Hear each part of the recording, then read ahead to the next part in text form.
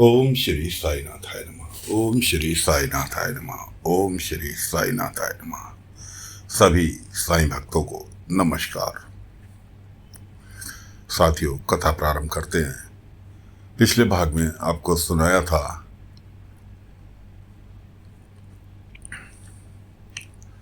कि पंडित जी और उनकी बेटी सुलक्षणा बाबा की शरण में आ गए। बाबा ने उनके रहने की व्यवस्था कर दी। अगले दिन सुबह पंडित जी अपना सामान लेकर, बाबा ने कहा था तुम्हें 15 दिन तक यज्ञ करना है, सभी सामान लेकर आना, लेकिन शहद रहने देना, शहद कोई और लेकर आएगा। पंडित जी आए, बाबा से बोले कि साईं, मैं सभी सामान ले आया, आपने शहद लाने को मना किया था, इसलिए खाली शहद को छोड़कर बाकी सभी सामान आ गया। इतने में उद्धव कहने लगा कि साईं, नारायण तो बहुत ज़्यादा बीमार है, शायद वो इसीलिए आने में असमर्थ रहा है, नहीं वरना वो अब तक आ जाता। बाबा कहने लगे, उद्धव तुम एक काम करो, सुलक्षणा को नारायण के घर का पता समझा दो, शायद उसके घर से, नारायण के घर से सुलक्षणा ले आएगी। पंडित जी कहने लगे, साईं मेरी बेटी इस गांव में नहीं है, कैसे पहुंचेगी? इतने में सुलक्षणा बोली, अगर साईं ने कहा है तो बाबा आप चिंता ना करो, मैं चली जाऊंगी। उद्धव ने उसे नारायण के घर का पता समझाया और सुलक्षणा चल दी नारायण के घर। रास्ते में कुलकर्णी सरकार मिले। उनके साथ में एक अजनबी व्यक्ति थे जो कि सुलक्षणा के ही गांव के थे।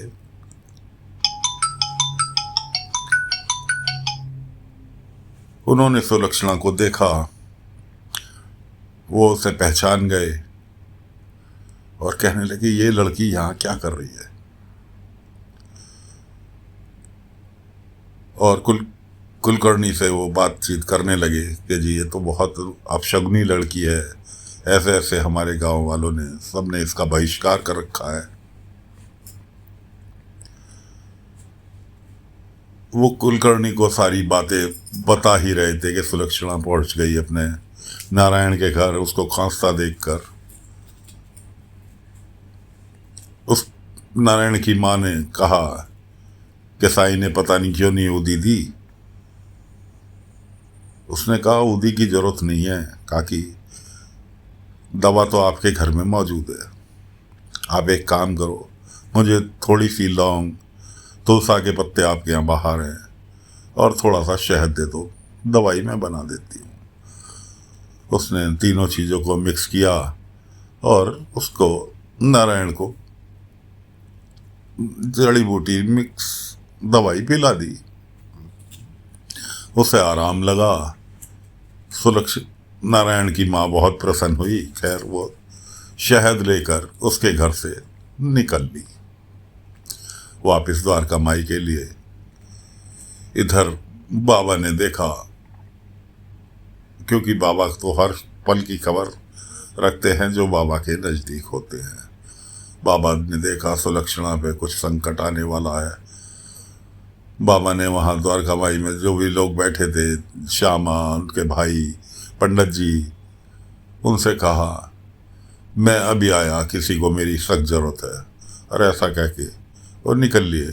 श्यामा भी पीछे पीछे कि साईं ज़रूर किसी को मुसीबत में पाकर भाग के गए हैं। श्यामा, उनका भाई और पंडित जी भी पीछे पीछे हो लिए, सुलक्षणा के पिता। देखा तो वहाँ कुलकर्णी सरकार ने पूरा घेरा बना रखा था, बीच में सुलक्षणा थी, और वो व्यक्ति भी था जिसने सुलक्षणा को पहचान कर बताया था कि ये लड़की अपशगुनी है, इसे यहाँ गांव में रहने का कोई अधिकार नहीं। और कुलकर्णी सरकार ने आदेश दिया, मारो पत्थर और इसे जान से ख़त्म कर दो, मैं अपने गांव में मुसीबत नहीं चाहता हूँ। पब्लिक ने जैसे ही पत्थर मारा, पहला पत्थर उसके आके लगता, इससे पहले बाबा उसके आगे आ गए और पत्थर लगा बाबा को। सुलक्षणा ने कहा, साईं आप ठीक तो हैं? अरे पत्थर की, बाबा ने कहा, पत्थर की चिंता नहीं है मुझे, मैं तो इन लोगों का भ्रम दूर करना चाहता हूं जो ये शगुन अपशगुन के अविश्वास में पड़े हुए हैं। खैर बहस होती रही। बाबा ने सुलक्षणा का हाथ पकड़ा और उससे कहा कि सुलक्षणा, द्वारका माई में पूजा की लिए इसका शहद का इंतजार हो रहा है, तुम चलो मेरे साथ। बाबा उस सुलक्षणा का हाथ पकड़कर चल दिए। इतने में कुलकर्णी ने अपने लठे तो सका कि तुम्हें क्या मैं मुंह देखने के लिए लाया था, मारो इन्हें पकड़ के। तो साथियों, जैसे ही उन्होंने लठ उठाए, सारे के सारे लठैत के हाथ, पांव, शरीर वहीं के वहीं फ्रीज हो गया। लठिया हवा में टंगी रह गई और बाबा निकलते चले गए सुलक्षणा का हाथ पकड़ के। पीछे पीछे सभी लोग द्वारका माई पहुंच गए। इधर जो व्यक्ति कुलकर्णी के पास आया था सुलक्षणा के गांव से, वो कुलकर्णी से कहने लगा, कुलकर्णी तुम्हारे बारे में बहुत कुछ मैंने सुना था, लेकिन आकर देखा तो मुझे कुछ नज़र नहीं आया कि तुम्हारी तो तुम्हारे गांव वालों ने ही में ही कोई कदर नहीं है। तुम तो अपने गांव के लिए ही नकारा हो, तुम्हारी कुछ नहीं चलती, इसलिए मैं तुम्हारे साथ व्यापार नहीं करूंगा। और व्यापार करने की एक बार को तुम्हारे साथ मैं सोचूं भी, तो जब तक ये मनुष्य लड़की इस गांव में है, इस गांव से तुम उठाकर नहीं फेंकते, तब तक मैं तुम्हारे साथ कोई संबंध नहीं रखना चाहता। ऐसा कहकर वो व्यक्ति तो निकल लिया शिरडी से। अब कुलकर्णी ने प्रोग्राम बनाया कि जिस धर्मशाला में ये बाप बेटी रुके हुए थे, कि इन्हें धर्मशाला से उठाकर बाहर फेंक दो, ना ये धर्म इनके सिर पे छत होगी, ना ये गाँव में रह पाएंगे और कोई इन्हें शरण नहीं देगा। ये खबर सुनकर एक गांव वाला बाबा के पास पहुंचा। बाबा से कहने लगा कि साईं ऐसे ऐसे मैंने कुलकर्णी को मैंने बात करते हुए सुना है और इन्हें पंडित जी और इनकी बेटी सुलक्षणा को धर्मशाला से इनका सामान बाहर फेंकने की बात कर रहे हैं। बाबा ने कहा, कोई बात नहीं, जिसके साथ ऊपर वाला है उसके सिर से छत कभी नहीं छीन सकती, और आज से अभी से पंडित जी और उनकी बेटी सुलक्षणा यहाँ जब तक हैं द्वारका माई में निवास करेंगे। सामान उठवा के धर्मशाला से कुलकर्णी के पहुँचने से पहले ही सामान उठवा के द्वारका माई आ गया और बाबा ने उन्हें द्वारका माई में रहने की इंतजाम कर दिया। अब बाबा भिक्षाटन के लिए निकले हुए हैं। वहाँ रास्ते में एक व्यक्ति मिला जो बड़े अफसोस में बैठा था, रघुनाथ। बाबा ने कहा, रघुनाथ कैसे बैठे हो? साईं, पिछले 5 महीने से मेरे पास काम नहीं है और मेरे 4 बच्चे हैं, खाने तक के लाले पड़े हुए हैं। बाबा ने कहा, एक काम करो, द्वारका माई चलो। नहीं साईं, मैं स्वाभिमानी हूँ, मैं किसी का दिया हुआ नहीं खा सकता, किसी से उधार लेकर नहीं खा सकता। बाबा ने कहा, एक काम करो, तुम्हारे घर में 1 मुट्ठी दाल, 1 मुट्ठी चावल होंगे क्या? हाँ साईं, वो तो है। लेकर द्वारका माई आ जाओ और वहाँ इन्हें मैं पका के तुम्हारा पेट भरूंगा। उसके बाद की बात बाद में। कोई बात नहीं, वो और अपने बीवी बच्चों समेत द्वारका माई आ जाओ, उसकी आगे की बात वहाँ करेंगे। 1 मुट्ठी दाल, 1 मुट्ठी चावल लेकर वो अपने घर से बीवी बच्चों के साथ निकल लिया द्वारका माई के लिए। इधर बाबा ने द्वारका माई में आकर आग जलाई, बड़ा सा पतीला चढ़ाया, उसमें पानी भर दिया। जब वो बीवी बच्चों को लेकर पहुंचा, बाबा ने कहा, दाल चावल लेकर आए हो? कि हाँ। कि लाओ। एक हाथ में बाबा ने हथेली फैला दी, उसने जो चावल घर से लाया था, 1 मुट्ठी भी नहीं थे। वो चावल एक हाथ में चावल डाल दिए, दूसरे हाथ पे बाबा ने फैलाया, तो उस हाथ पर जो दाल लेकर आया था वो दाल डाल दी। बाबा ने ऊपर वाले का नाम लेकर और उस दाल और चावल को दोनों को पतीले में छोड़ दिए, और जो सब्जी अब्जी थोड़ी सी रखी थी द्वारका माई में बाबा के पास, वो सब्जी वगैरह डालकर बाबा ने हाथ से अपने चलाया और पतीले को ढक दिया। उसके बाद वो कहने लगा, साईं, इन एक मुट्ठी चावल से मेरे परिवार का पेट कैसे भरेगा? बाबा ने कहा, सबरी, ऊपर वाले पे विश्वास रखो, और तुम ये बताओ कि तुम्हें साठे वाड़ा बन रहा है द्वारका शिरडी में, उसमें तुम्हें काम की ऑफर दी गई थी, तुमने क्यों नहीं करा? कि साईं ये 2 महीने का काम था, इसलिए नहीं करा कि मुझे स्थायी काम चाहिए था। बाबा ने कहा, अप्पा पाटिल के खेतों में काम करने जाते हो, वहाँ क्या मिलता है? कि साईं 1 रुपये रोज मजदूरी मिलती है अप्पा जी के यहाँ से, और जबकि मुझे 2 रुपये चाहिए। बाबा ने कहा, साठे वाड़े में तो तुम्हें 2 रुपये की पेशकश की गई थी, 2 रुपये मजदूरी की, वहाँ क्यों नहीं करा? कि साईं वो स्थायी काम था, अब मैं सोच रहा हूँ कि अपना घर गिरवी रख दूँ, उससे कुछ दिनों गुजारा चल जाएगा, और मैं इतने नगर जाकर स्थायी नौकरी ढूंढ लूँगा। बाबा ने कहा, असल में रघुनाथ, तुम्हें पड़ गई आराम की आदत, और तुम काम नहीं करना चाहते, वरना तुम्हारी पत्नी है, वो कुछ और काम कर ले, तुम कुछ और काम कर लो, क्यों तुम्हारे 4 छोटे छोटे बच्चे हैं, अकेले तुम्हारी मजदूरी से किसी का पेट नहीं भरना।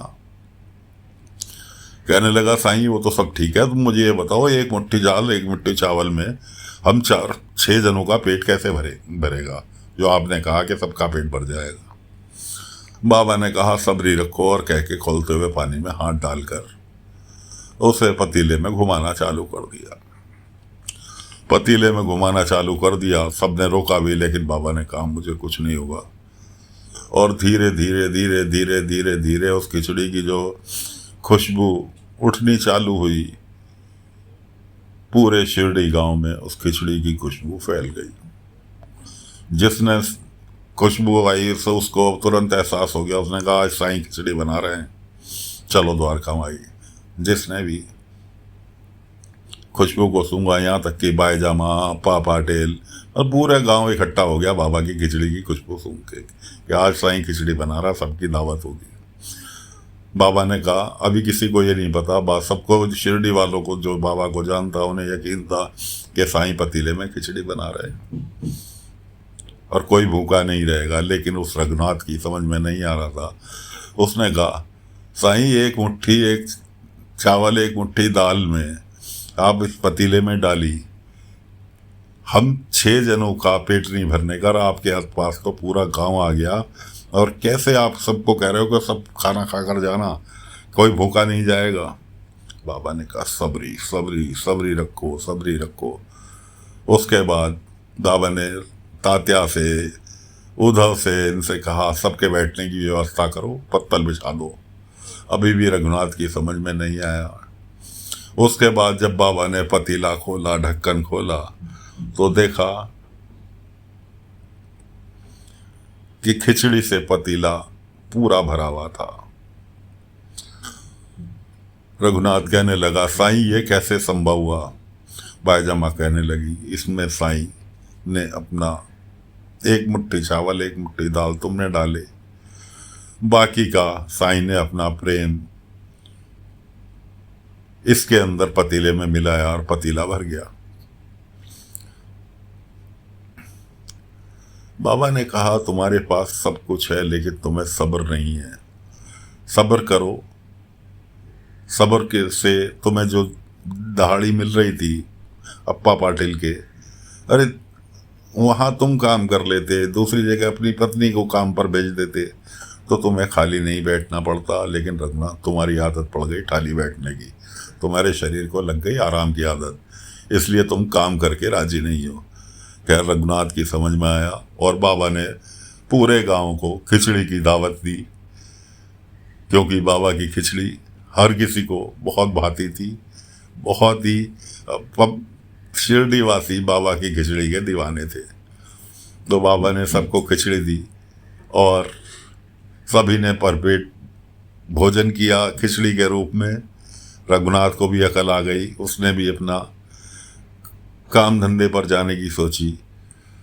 अब सवाल आता है, कहानी फिर वो मोड़ लेती है पंडित जी और पंडित जी की बेटी पर। बाबा की मंशा है, मंशा क्या, बाबा ने तो जो सोच लिया वो होकर रहेगा। जब सुलक्षणा शहद लेने के लिए उसके घर गई नारायण के, और उसको जड़ी बूटी से दवाई बनाकर पिलाई, उसकी माँ को और नारायण को लड़की बहुत पसंद आई। माँ बेटे से कहने लगी, कितनी सुशील लड़की है। क्यों नारायण? मैं कहा हाँ माँ। मन ही मन दोनों उसे अपनाने की सोचने लगे। इधर बाबा ने भविष्यवाणी कर दी उसके बाप के सामने कि शायद इसके जीवन में शहद लाने के साथ साथ मिठास भी घुल जाए। तो साथियों, आगे की कथा अगले अंक में लेकर हाजिर होंगे। फिलहाल के लिए आज्ञा दीजिए। ओम साई राम, ओम साई राम, ओम साई राम।